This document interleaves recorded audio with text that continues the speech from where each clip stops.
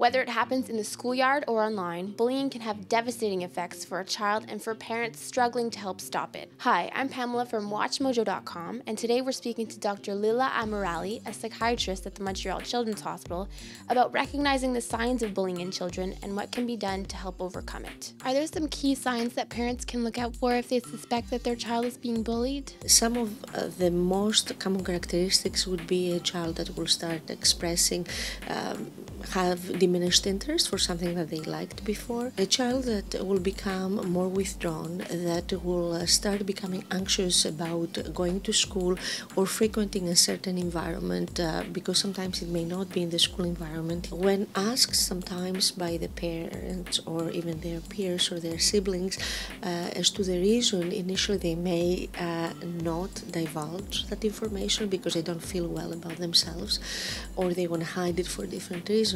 So yes, parents should be alerted to the fact that it is very common today, that it does exist, and they should be persistent in trying to find out what is going on. What can parents do if they suspect that their child is being bullied? They should, with their attitude and approach, try to come back again and again and try to observe and bring up their observations. And at the same time, without any kind of judgmental attitude. The approach should be with warmth and understanding and as much as possible exploratory rather than judgmental in any kind of sense. What are some of the long-term effects of being bullied? Most often we have internalizing problems, for example, anxiety, even depression. Unfortunately, very often self-harm and even suicide attempts, some of which have been quite widely publicized, even psychotic symptoms that seem to be associated with bullying. So it is the consequences and the long-term consequences, and that of course leaves out the low self-esteem that has other kind of consequences, but the most immediate ones are quite important for the mental health of a person. If a child confirms that they are being bullied, what are the best courses of action to take? The action should be immediate. Let's say the child confirms to a parent that they are being bullied. More often than not, I would say, and especially in the younger children, just the involvement of a parent, for example, depending in which environment it happens, and the fact that the parent may alert the other adult who is supervising that particular environment, that may have a positive effect right away. If the teacher or the teachers are not responsive, the parent should go to the principal.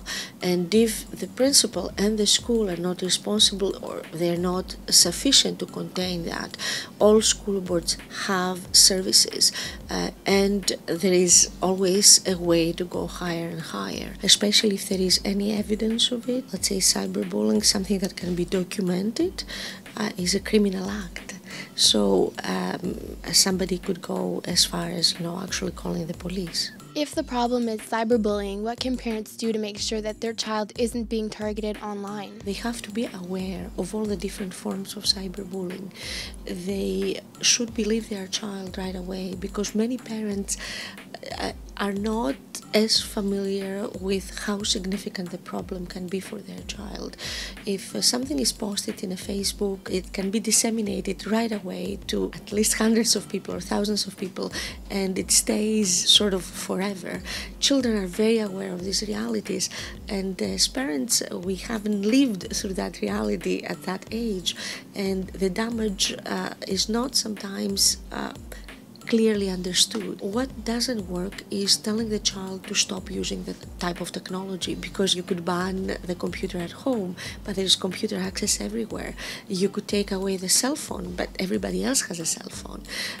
So that is not something that can work. How can parents encourage their children not to be an accomplice to any of this type of behavior? We should discourage them from being involved in type of relationships that assume control and power over another individual. Role modeling within the family and the golden rule: if you do not want something done to you, you don't do it to others.